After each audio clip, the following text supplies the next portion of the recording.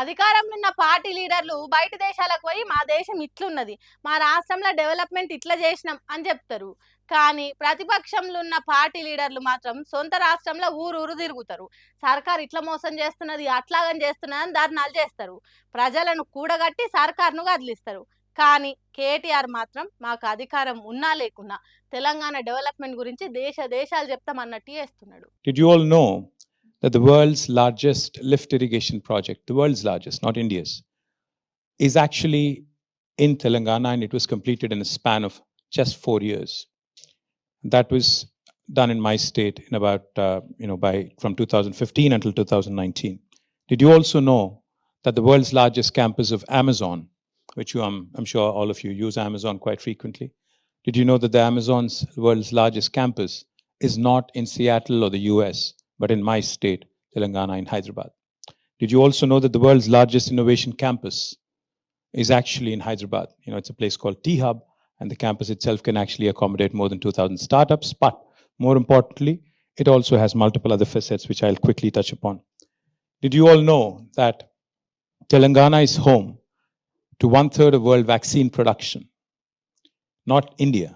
1/3 of world vaccines are produced from my state, my city.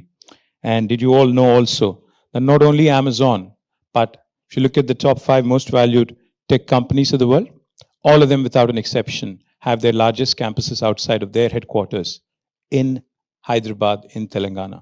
రాజకీయమైన రచ్చకెక్కుడైన Telangana తర్వాతనే తెలంగాణను తెల్లగా చేసుడే మాకు ముఖ్యం అన్నట్టు మాట్లాడతారు కదా బీఆర్ఎస్ పార్టీలు. ఆగో అన్నట్టే మా తెలంగాణ ఎంత గొప్పదో తెలుసా అని ఇంగ్లాండ్ దేశంలో ఉన్న ఆక్స్ఫర్డ్ యూనివర్సిటీ వాళ్ళకి చెప్తున్నాడు.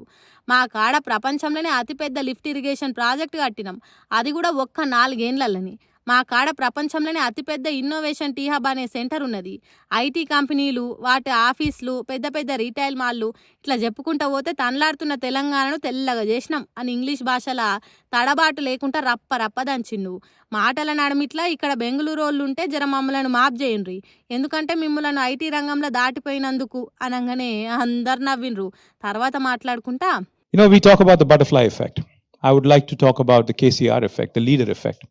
When you have a leader who's driven by passion and purpose, this is the sort of thing you can do. Telangana became the first state in India to provide a potable drinking water connection to each and every one of its 10 million homes. It has lifted water from about 80 meters above sea level all the way to 618 meters and built the world's largest lift irrigation project. In the process, it also became number 1 state in inland fisheries. In the process, it also ensured that every single industrial water need was also taken care of. In the process, it also eradicated what is called as fluorosis. Also, again, found a permanent solution for a metropolis like Hyderabad, whose drinking water needs for the next 5 decades have also been met with. అందరం మాట్లాడుకుంటాం కదా సీతాకోక శిల్క కథ. ఒళ్ళు జల్దరించేటట్టుండే బొంత పురుగు నుంచి రంగుల రెక్కలు దొడుక్కొని అందంగా తయారవుతుంది. అగో అట్లా తెలంగాణను తయారు చేసిన నాయకుడు మా కేసీఆర్ అని చెప్పంగానే అందరు సప్పట్లు కొట్టిండ్రు. గత 10 ఏళ్లలో ప్రపంచంలోని సాఫ్ట్వేర్ కంపెనీలు డెవలప్ అవుట్లా భారతదేశం ఉన్నదని, భారత్లో తెలంగాణ రాష్ట్రం ఉన్నదని, ఆ 10 ఏళ్లలో ఐటీ మంత్రిగా కేటీఆర్ ఉండి చాలా మార్పు తీసుకొచ్చిండని ఆక్స్ఫర్డ్ యూనివర్సిటీ వాళ్ళు కేటీఆర్ను పిలుచుకున్నారట.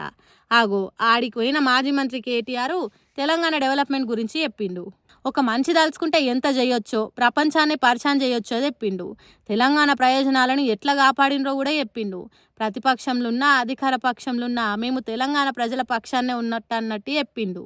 సరే, ఆ ముచ్చట పక్కకు పెడితే ఇంగ్లాండ్ దేశంలో కేటీఆర్ మాట్లాడిన ఇంగ్లీష్కు మాత్రం ఫిదా అయినరట ఇంగ్లాండ్ దేశపోళ్ళు. ఆయన ఇంగ్లీష్ మీద మరి మీరేమంటారు?